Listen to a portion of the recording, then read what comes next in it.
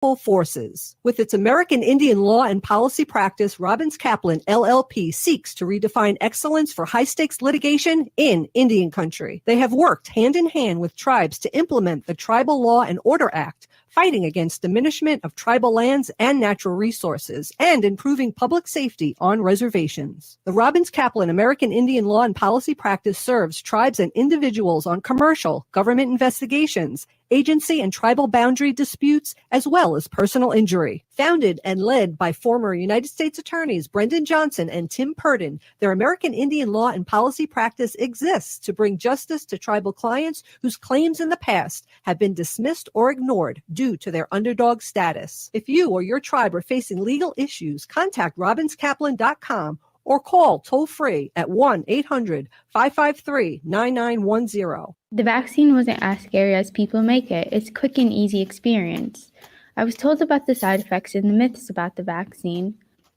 I got 2 doses. The first time I got it, personally, I didn't have any side effects. Life was the same. The second time I got the vaccine, I was fine for an hour, but I got a slight fever and it lasted for a day. While I had mild side effects, I'm happy I was vaccinated to help the people around me. This message is brought to you by Bimi'ji Communications and Minnesota Department of Health. Minnesota has the only original wolf population in the continental United States, and 80% of Minnesotans believe the wolf should be protected. Howling for Wolves is asking Minnesotans to respect our true wildlife manager, the wolf. Their survival is critical to our ecosystems, our communities, and even our economy. As highly intelligent animals with strong social bonds, Minnesota wolves deserve to be protected and admired. Learn more at howlingforwolves.org. Let's live and let howl.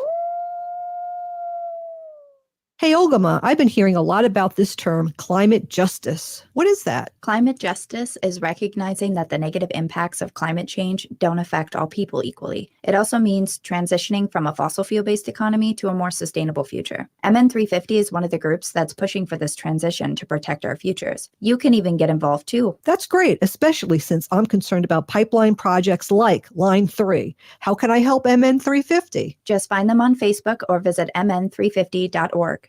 With your AM 950 weather, I'm Patrick Lulia. Increasing clouds overnight with a low of 35, then rain moves in on Wednesday with a high of 53. Warm up these cool fall nights with the hottest music in the Twin Cities at Crooner Supper Club in Fridley. Crooners features 3 spectacular music venues, including the climate-controlled Belvedere stage and seating area. Crooner Supper Club, just north of 694 off Highway 65. Portions of Native Roots Radio may be pre-recorded. It's a good day to be Indigenous. Get up, stand up. They are going to become more brutal. Couldn't cut, hitting cut again. Because all the hippies were trying to be Indians anyway. They're going to become more repressive because it's a matter of dollars and their illusionary concepts of power.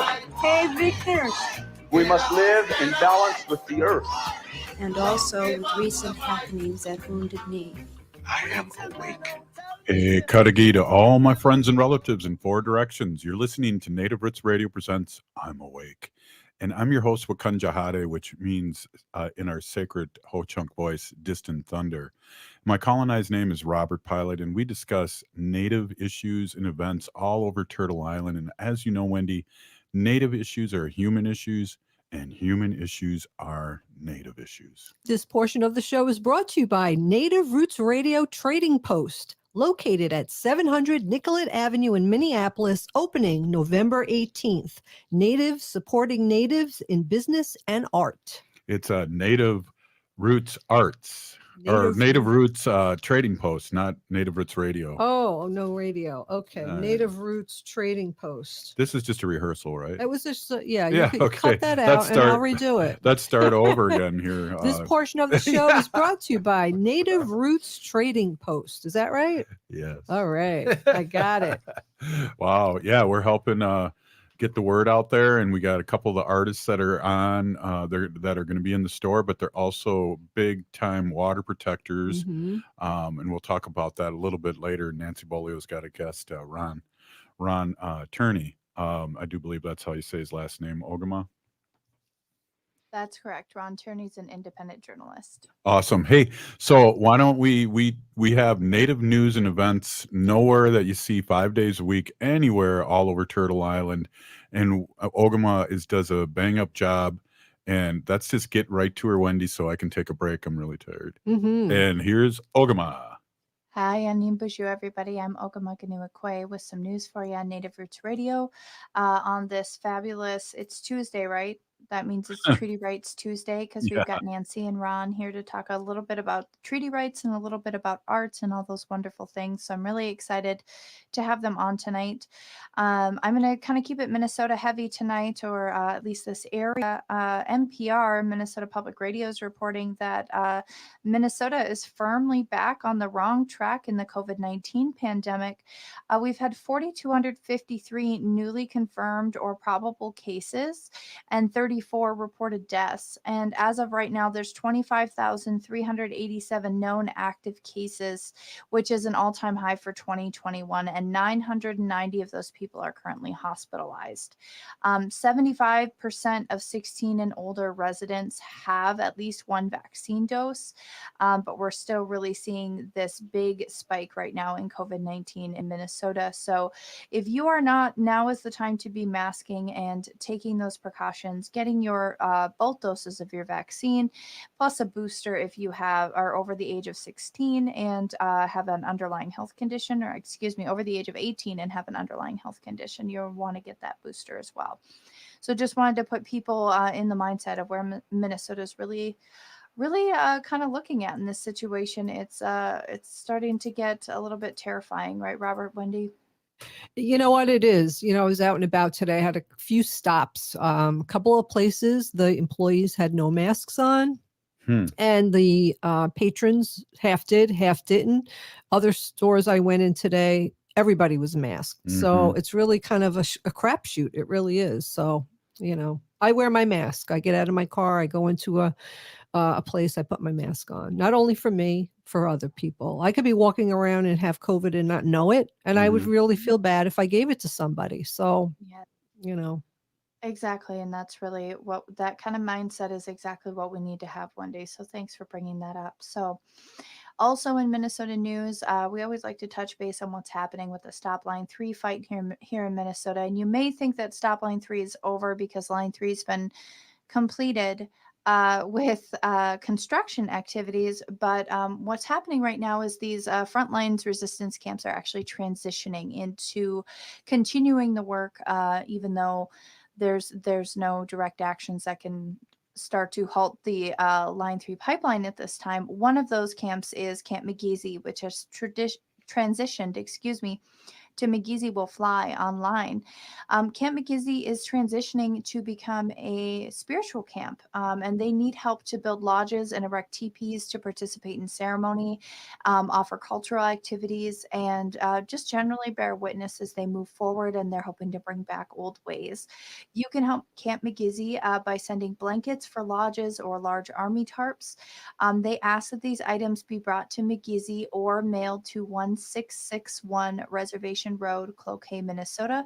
They also need wool socks, and if you are able-bodied, and vetted, you can also come to help build those lodges. So that is kind of an update on Camp McGeezy. And then I believe the Red Lake Nation, Red Lake Treaty Camp, Sasha Beaulieu was on with Nancy Beaulieu a couple of weeks ago talking about how she's transitioning Red Lake Treaty Camp into a horse ranch and a ranch for, again, sacred and spiritual practices. And I think something similar is also happening at the Wild Rice Protector Camp, if I'm not mistaken. They've transitioned to helping care for the community, especially elders.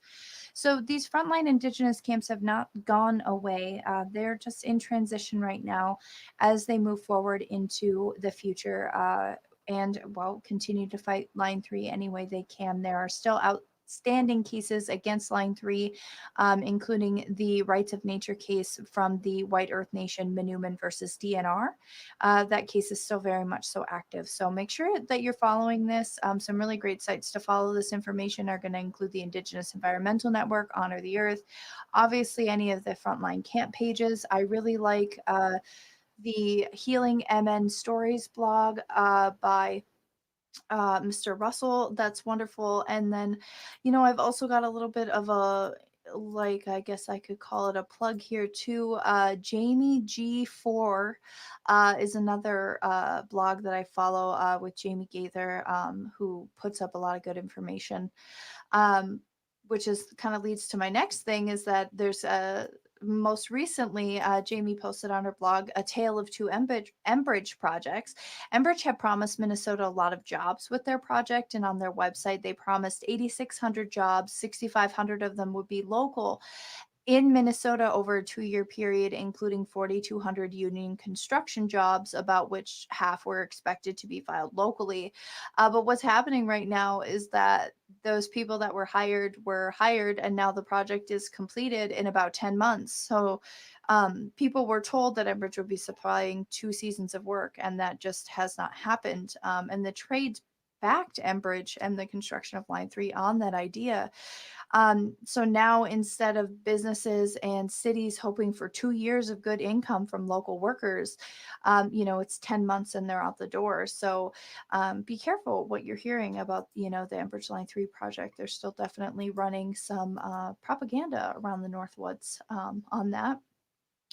Want to give a shout out to Melissa in the Twin Cities, who is the deputy director at McGizzy Communications. She was honored to be in the new book that just came out called We Are Meant to Rise, Voices for Justice from Minneapolis to the World. It's written by Carol Holbrook and Dave Mura as editors, not written by, but it's a collaboration of different people in the Twin Cities who are voices for justice in Minneapolis and have been for many years. In the wake of the George Floyd riots, Minneapolis has gotten a lot of worldwide and national attention following that. So I wanted to make sure people are aware that that book came out. And then from our neighbors over in Pine Ridge, and thank you to Kevin Abarask who shared this, the annual Pine Ridge Winter Clothing Drive is in full swing. They're asking people, if you're in that area, to consider donating new or gently used winter items. It is running through Thursday, November 21st. Make sure you check out Kevin Abaraska's page or search for the Pine Ridge Winter Clothing Drive online for where to drop off. Awesome. Hey, great job as always, Ogama. And yeah, I'm really tired. I got my COVID shots yesterday, and today's 37 years sobriety for me. So I'm really tired celebrating this in my mind. Hey, up next, we have Ron Terney and Nancy Beaulieu. Ron's a traditional artist, Black Cloud Studios, and the Drone Pilot. You're seeing all this stuff. And Nancy Beaulieu's Bimi'ji 350 and Rock the Boat Native Style. We'll be right back after this short break. Stay with us.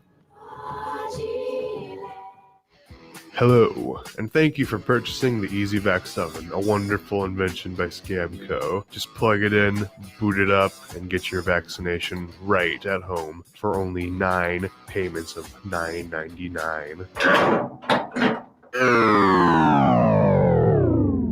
Don't listen to this idiot. Get your vaccine free and easy at your local clinic. Herd immunity is our best chance of beating this pandemic. #ProtectYourHerd. Brought to you by McGizzy Communications and Minnesota Department of Health. Unwanted sexting or photos, inappropriate jokes, even tickling or wrestling can feel like a violation. Catcalling, cornering, or groping, getting them drunk or high for sex, recording sexual acts without permission, hurting someone because of their sexual orientation, raping a family member, a child, a date, a friend, a stranger, purchasing a human being for sex. You make the choice every single time. Sexual violence is many things. Make a choice. Do not do it.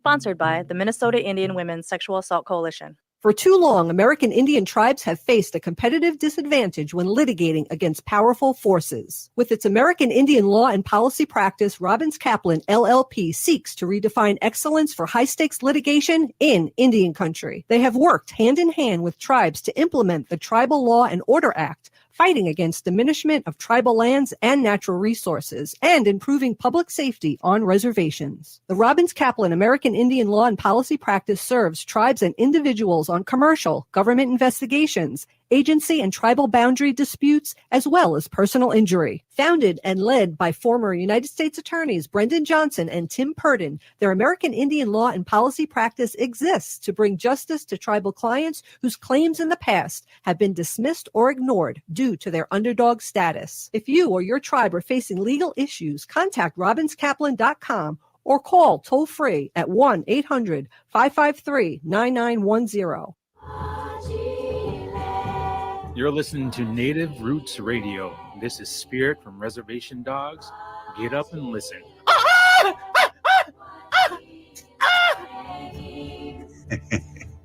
Hey, you're listening to Native Roots Radio Presents I'm Awake, and I'm your host, Robert Pilot. This portion of the show is brought to you by Native Roots Trading Post, located at 700 Nicollet Avenue in Minneapolis, opening November 18th. Natives supporting natives in business and art. Right on. Hey, good read.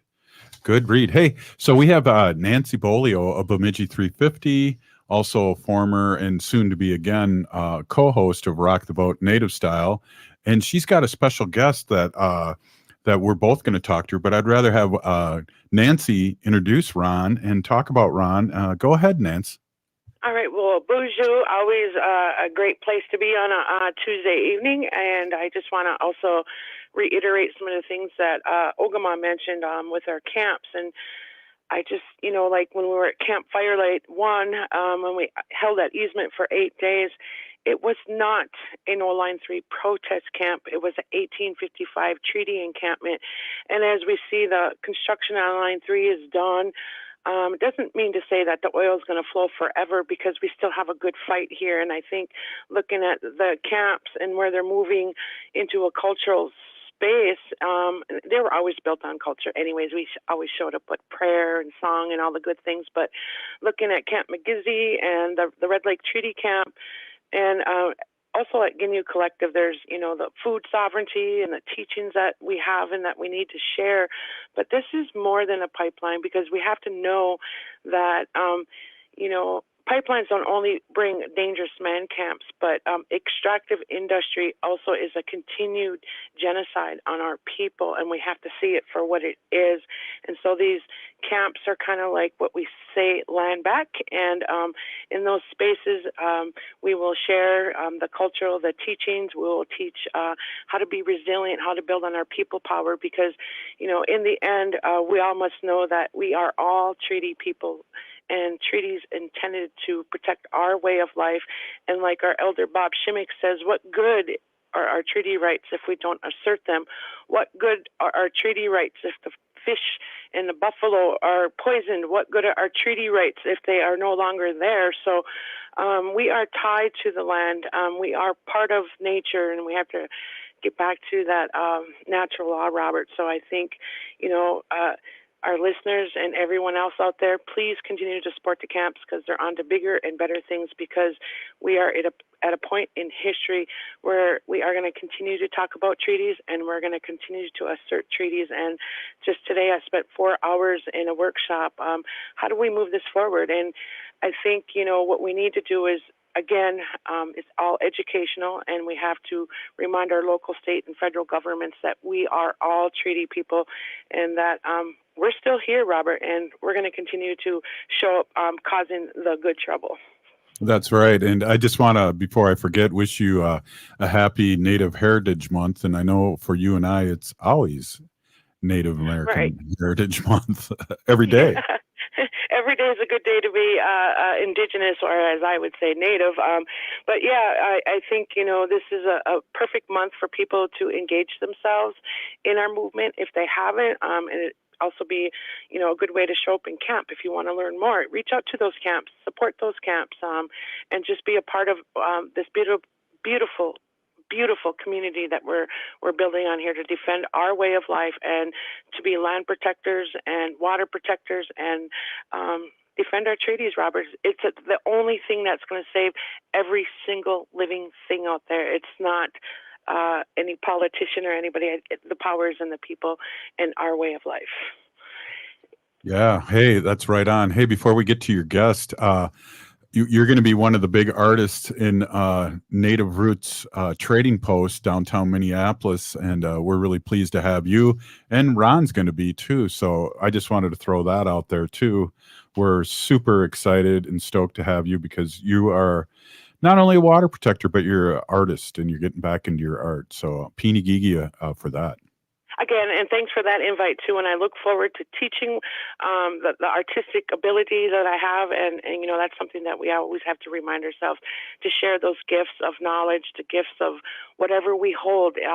Those we can't be stingy. We have to teach. So I'm feeling excited about that, and I have all kinds of different forms of art, and I'm happy to just hold space down there as well and get to meet some of the city folks that should show up at the shop. So yeah, Right on. and then next up for our guest would be Ron Terney, and he is from White Earth. He's a traditional artist. He's an independent journalist. Ron is very humble.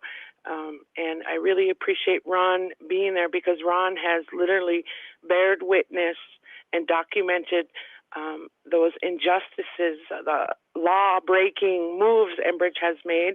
And without Ron being there with his eye in the sky, I think Enbridge, with the lack of oversight on many of these state agencies, would probably gotten away with a lot of this, and then we'd probably not have a good, sound thing of evidence that Ron gives us to help push our fight forward. So Ron is here as our guest tonight to share an update on the Line 3 out to Camp Firelight. That, if people don't know, that's here in northern Minnesota. That's at the headwaters of the Mississippi, just miles away.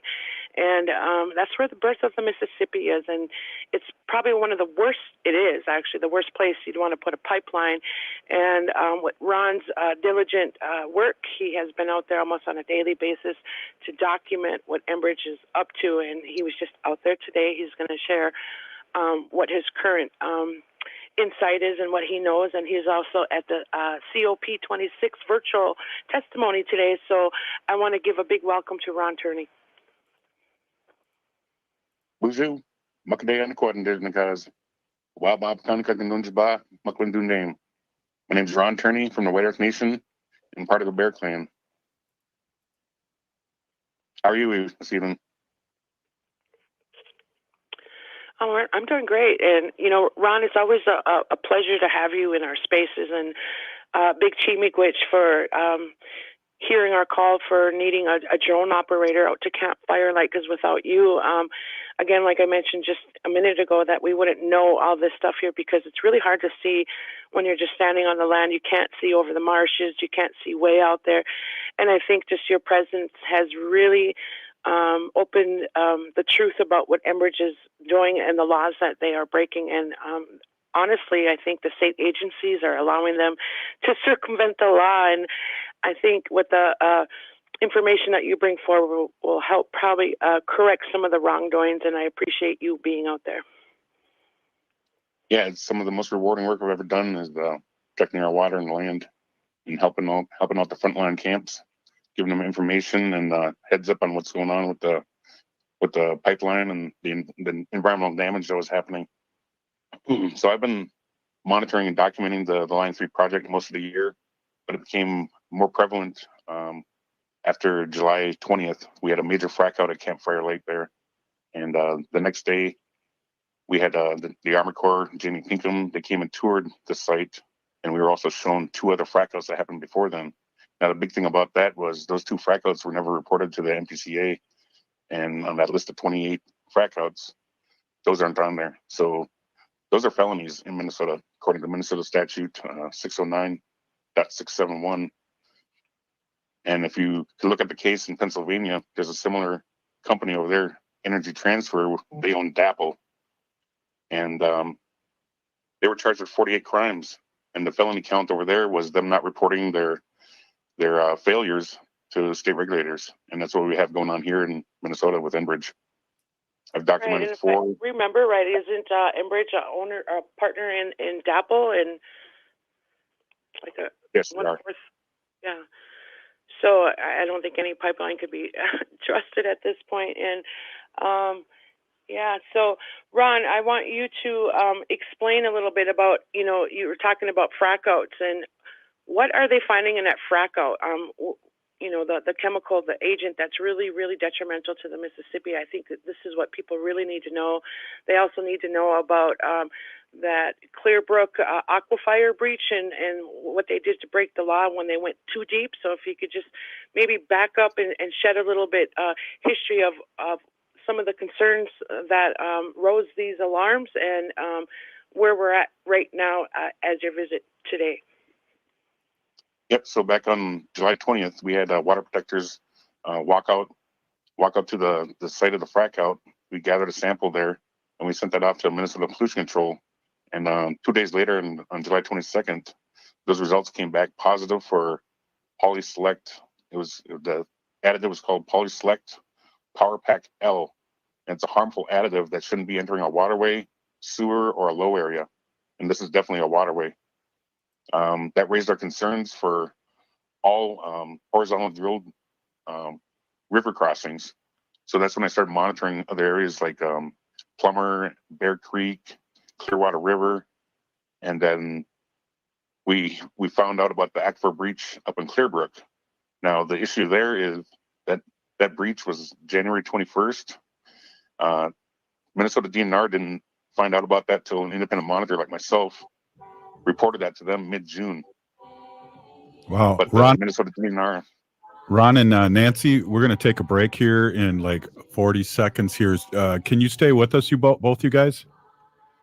Yep, sure. Awesome.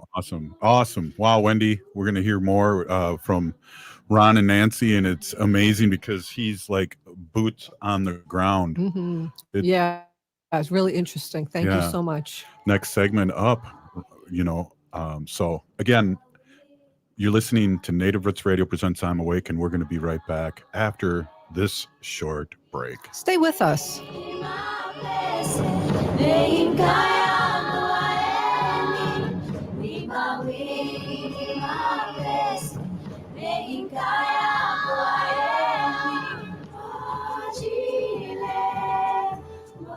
Hey, Ogama, I've been hearing a lot about this term, climate justice. What is that? Climate justice is recognizing that the negative impacts of climate change don't affect all people equally. It also means transitioning from a fossil fuel-based economy to a more sustainable future. MN350 is one of the groups that's pushing for this transition to protect our futures. You can even get involved too. That's great, especially since I'm concerned about pipeline projects like Line 3. How can I help MN350? Just find them on Facebook or visit mn350.org. If you're an Indigenous person who has thought about going to college or completing your degree, then North Dakota State has a great event for you coming up. Thursday, November 18th is Indigenous Student Visit Day at North Dakota State University. The event is for Indigenous community members who have an interest in attending North Dakota State. Throughout the day, you'll get a tour of the campus, have a chance to connect with current students, professors, and staff members. You'll also learn about support services, financial aid, the application process, have optional breakout sessions, and more. Since the health and safety of the community is important at North Dakota State, face coverings are required in all classroom settings and strongly recommended in all indoor spaces when social distancing cannot be maintained. So take the opportunity to further explore your education options with Indigenous Student Visit Day at North Dakota State University on Thursday, November 18th from 10 a.m. to 2 p.m. Register now online at ndsu.edu/visit and then click on the Weekend Visits tab to find Indigenous Visit Day. Again, search NDSU Indigenous Visit Day at ndsu.edu/visit. Hey, Wendy, what are we doing for dinner after the show? How about we go to J. Selby's on 169 Victoria Street in St. Paul? They have a delicious plant-based menu that's compassionate and environmentally sustainable. I'm getting their spot-on vegan Big Mac, the dirty secret. You can pick up and they deliver within a 5-mile radius, or you can call them at 651-222-3263 or visit jselbys.com. Well, you sold me, Wen. Let's go order at J. Selby's tonight. I'm hungry. Think your company's safe? Your staff is working from home, right? As I speak, cyber criminals are mounting attacks across the country. Remember, when we're weakest, cyber criminals attack. Hi, Mark Sommerfeld from Rymark. The Rymark team is guiding our clients through these difficult times. In fact, demand has been so high, we created an easy-to-follow guide. It's yours free.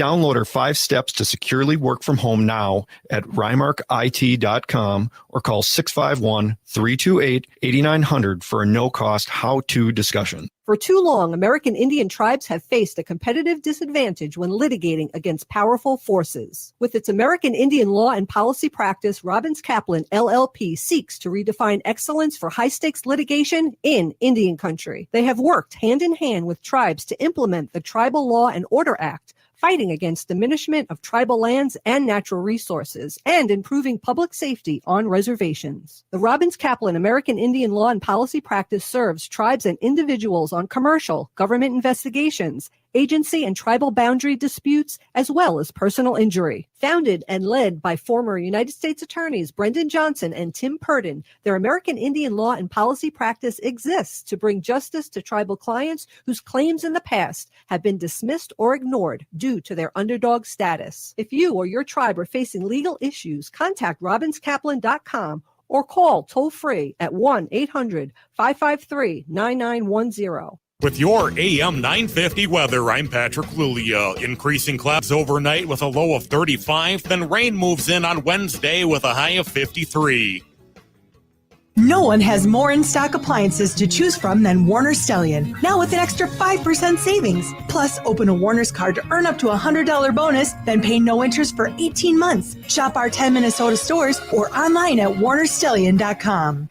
You've heard the screamers, you've heard the shouters. Well, now it's time to listen to a real conversation. Now it's time for the Rick Unger Show. Weeknights from 8 to 10 p.m. on AM 950. Hi, I'm Jane Fonda, and you're listening to Native Roots Radio. Hey, welcome back to Native Roots Radio presents I'm Awake, and we're here with Nancy Beaulieu of Bimi'ji 350 and Ron Terney, drone pilot, artist, and all-around cool guy. And Ron's going to be in our show too that we've just started promoting the store that we've just opened up the last couple days. So really excited.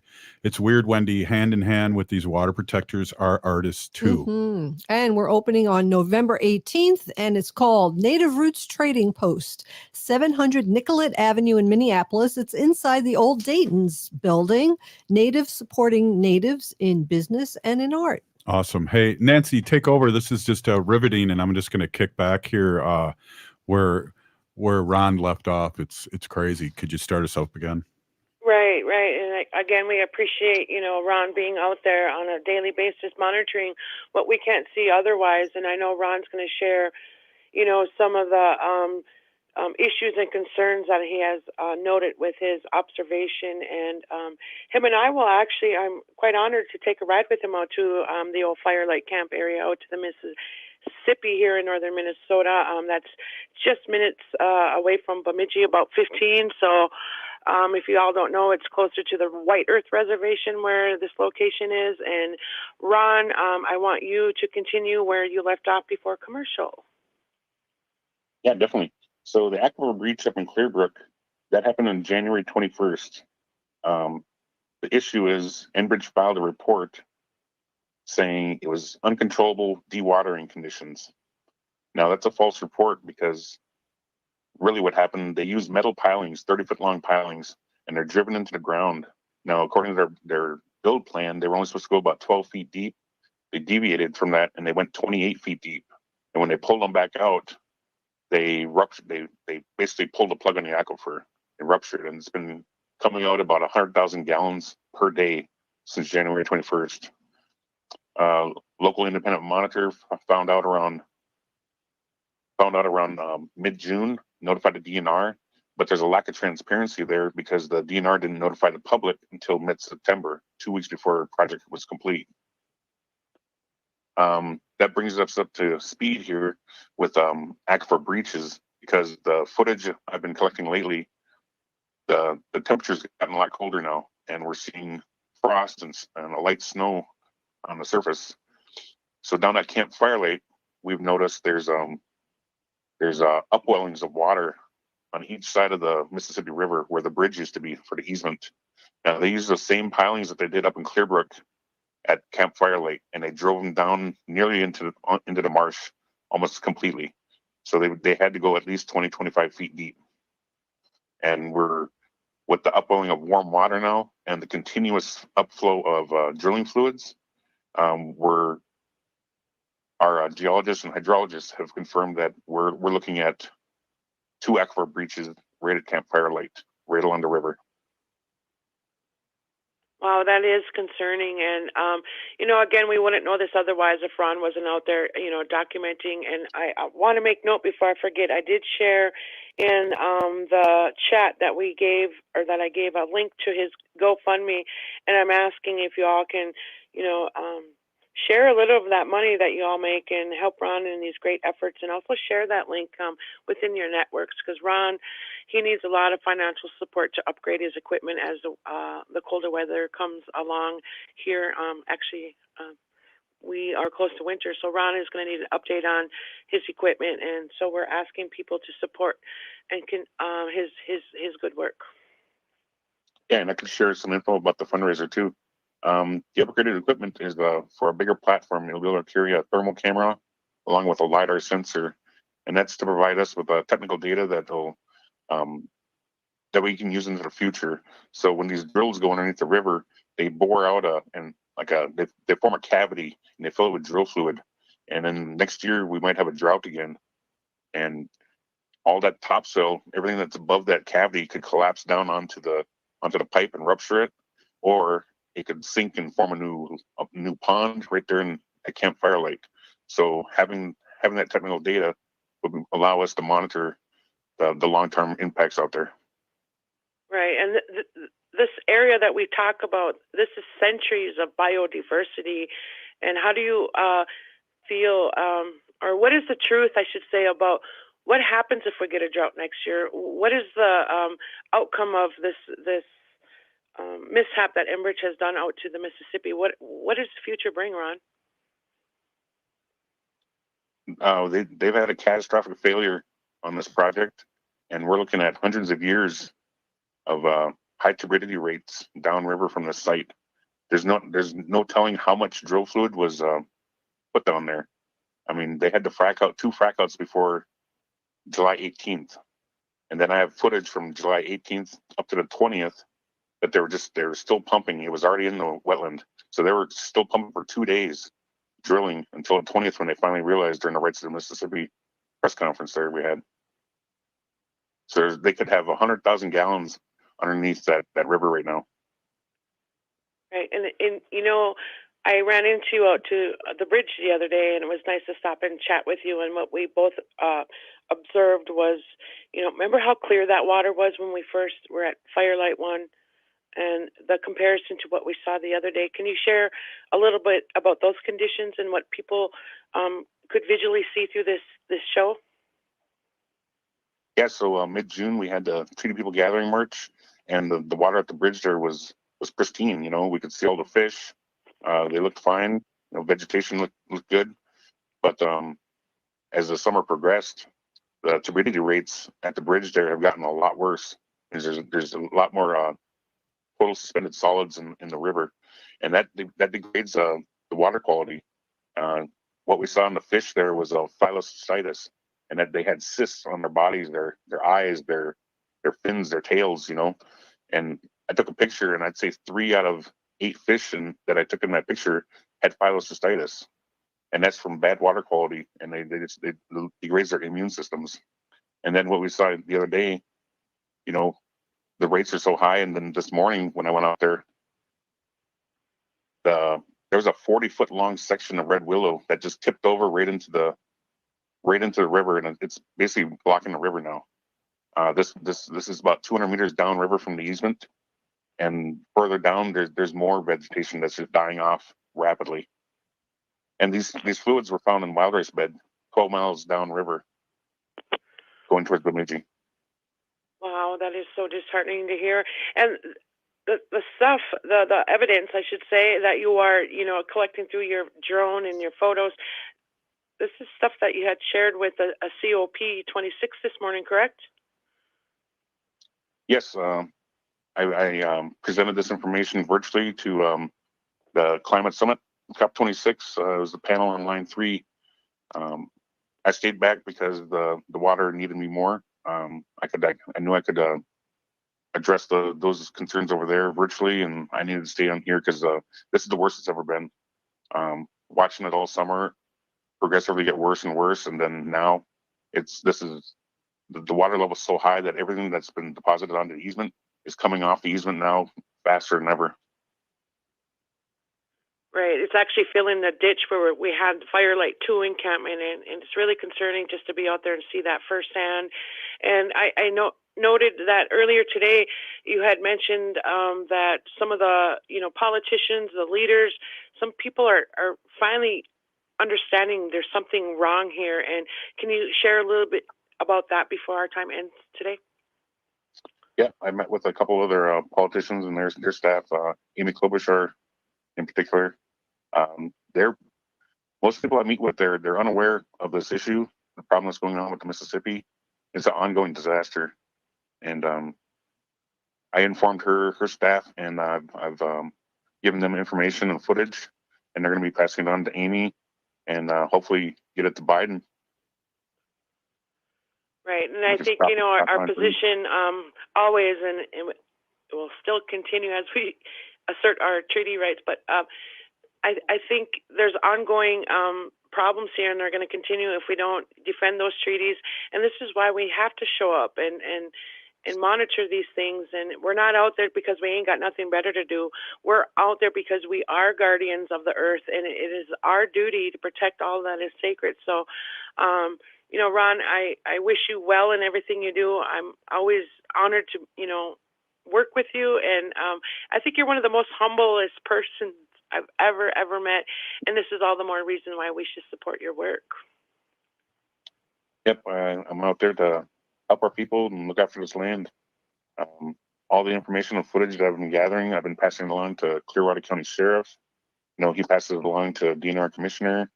I've been forwarding this information to Attorney General's office, the Army Corps. I've also sent it off to the EPA as well, regional and national. So I think people are starting to become aware of this issue, and the concern is rising, and I think we're gonna see some movement on this, hopefully. Right, because we still have some court battles here with Enbridge, and then just calling out, how they are circumventing the law, and there is no oversight. And it's great people like you that continue to commit yourself to protecting the water and the 7 generations. And we wouldn't have this type of information if it wasn't for people like yourself. So again, Ron, I really appreciate your presence, and I look forward to hanging out with you a little bit more, and making sure that our way is protected, and that we look after our animals and the birds and the plants, because everything is connected. And until our voices are heard, we're going to continue to show up and stand up for the good fight. We're going to continue to build on these cultural camps, support them in all kinds of different ways.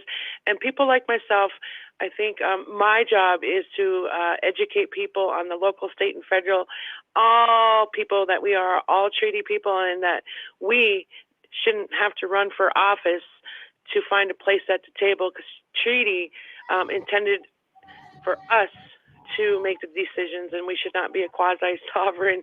Wow. Hey. Yeah, it's just not right when we have to ask Congress to protect our way. So I think we're going to continue to show up, Robert, and teach treaty. We're going to continue to show up and get monitoring, supporting people like Ron, and we're going to continue to protect our way and teach our way, share cultures through our camps. And so I encourage our listeners to engage themselves, and this is the best month to do it. Wow, absolutely. Wow, great ending. Thank you so much, Ron. Nancy, as always, we'll see you this weekend, possibly at the store. We were just a great interview, as always, and we're just getting revved up with the double teaming people for Rock the Boat Native Style. Thanks for having me. All right. Hey, you're listening to Native Roots Radio presents I'm Awake, and up next, our Sacred Animal section. Stay with us. We'll be If you're hurting in your relationship or have been affected by sexual violence, you're not alone. Strong Hearts Native Helpline can help you through these difficult and uncertain times. Strong Hearts Helpline is a free 24/7 confidential domestic dating and sexual violence helpline for Native Americans. Help is available by calling 1-844-762-8483 or by clicking on the Chat Now icon on strongheartshelpline.org. This message is sponsored by the National Indigenous Women's Resource Center. Hey, Cudahy to all my friends and relatives in four directions. This is Robert Pilot of Native Roots Radio presents I'm Awake. I'm here to ask you for your support. Finding honest Native-centered news is not easy. But with your support, we're able to provide accurate information about Standing Rock, Line 3, treaty violations, and COVID-19 in our Native communities. Please visit Native Roots Radio Network on Patreon and donate if you can. That's Native Roots Radio Network on Patreon. Pinigigi, and thank you for your support.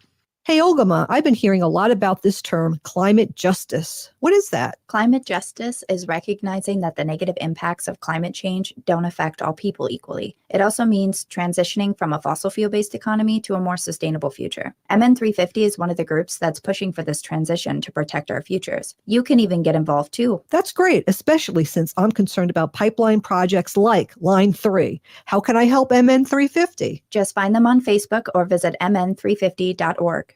Minnesota has the only original wolf population in the continental United States, and 80% of Minnesotans believe the wolf should be protected. Howling for Wolves is asking Minnesotans to respect our true wildlife manager, the wolf. Their survival is critical to our ecosystems, our communities, and even our economy. As highly intelligent animals with strong social bonds, Minnesota wolves deserve to be protected and admired.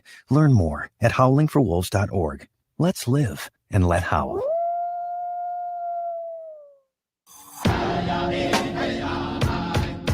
This is Winona LaDuke of Honor the Earth, and you're listening to Native Roots Radio. I'm Awake.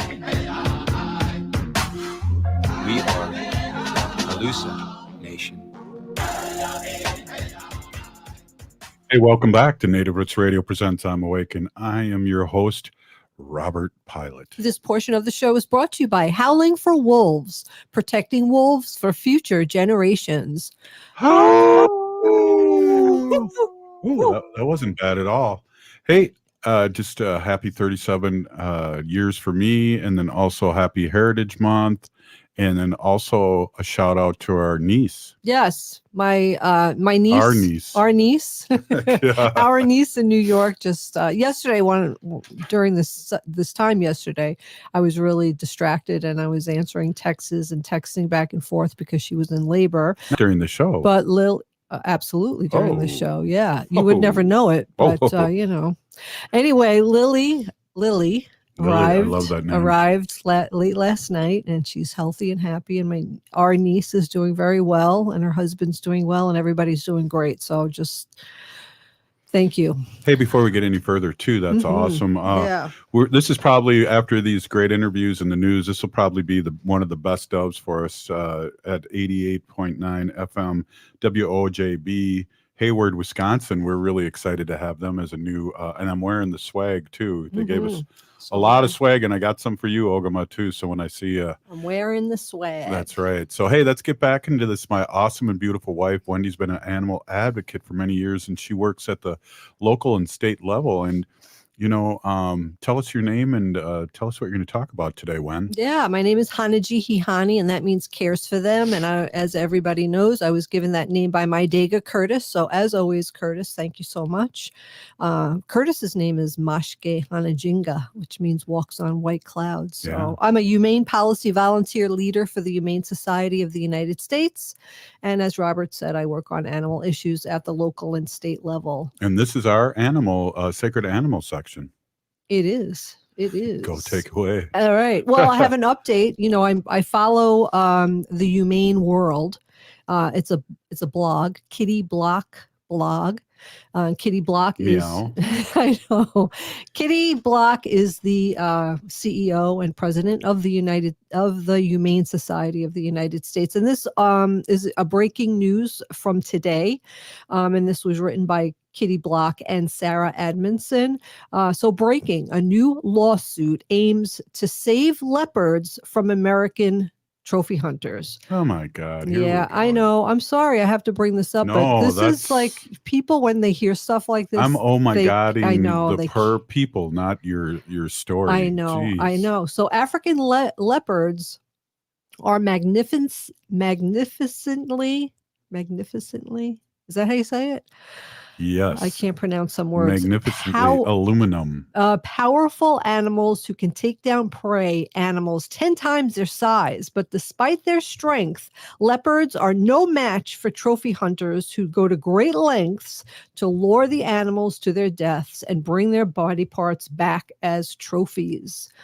So here's how a typical leopard hunt goes with a trophy hunter. So a trophy hunter, they hire a company called a hunting outfitter to put bait night after night in the leopard's territory and bring the hunter to kill the leopard only after the leopard has become acclimated to this food source.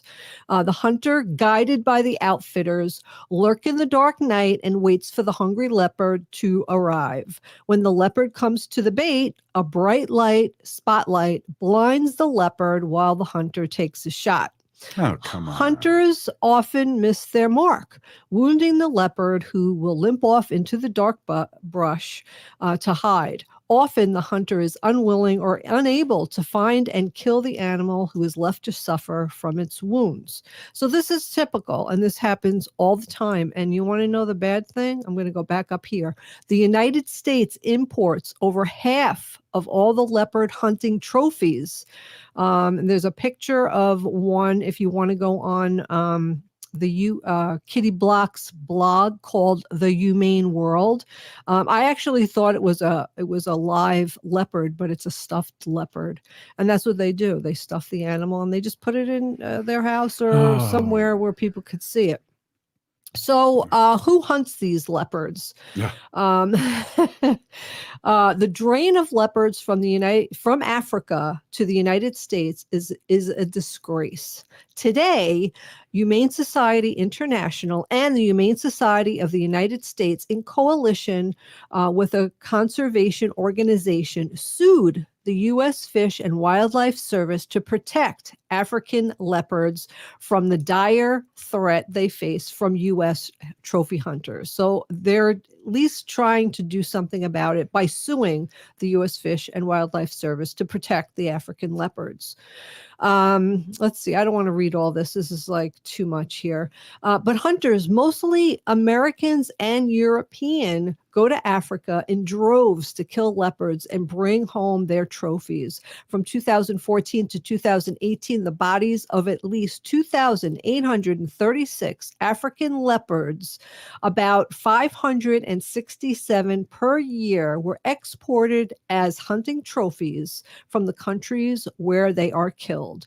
The United States imports, like I said before, over half of all the leopard hunting trophies, far more than any other country.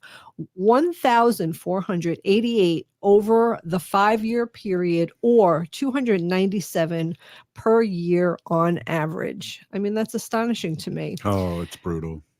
In addition to trophy hunting, the species is threatened by habitat loss and fragmentation, loss of prey, poaching for illegal trade, and direct persecution as livestock predators. So they even get killed for, killing a cow. Even though the species receive some protections under the U.S. Endangered Species Act, the conservation status of the African leopard continues to decline, while leopards in Asia and North America are listed as endangered under the Act and receive the highest level of federal protections. Leopards in 18 countries in sub-Saharan Africa are listed as threatened. In order to import a trophy of a species listed as endangered, the United States has an additional layer of oversight to determine if the import benefits the survival of the species. Hunting trophies of these threatened leopards, however, are exempt from this critical import consideration. This means that this sub-Saharan leopards are fair game for those cruel trophy hunters. So what can we do? Well, what you could do is you could sign up to get Kitty Block's blog, The Humane World. And if you read this particular breaking news about this, you could sign a pledge. You could sign a pledge, and the more signatures they get always help. They send all these pledges and to needed people who make laws to help animals, and that's what we need.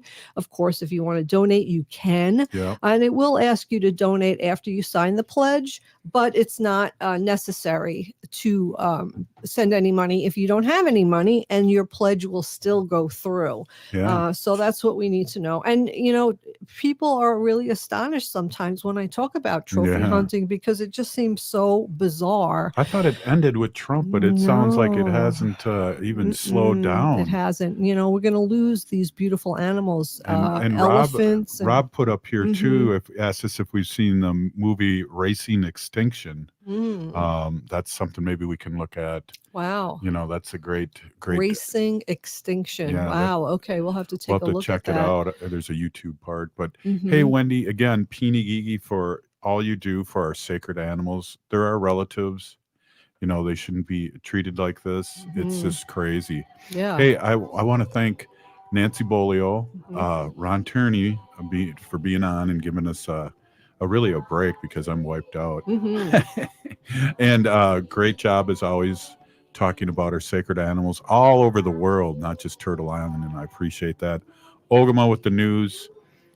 Thank you so much as always. If you're listening to this show, you are part of the resistance.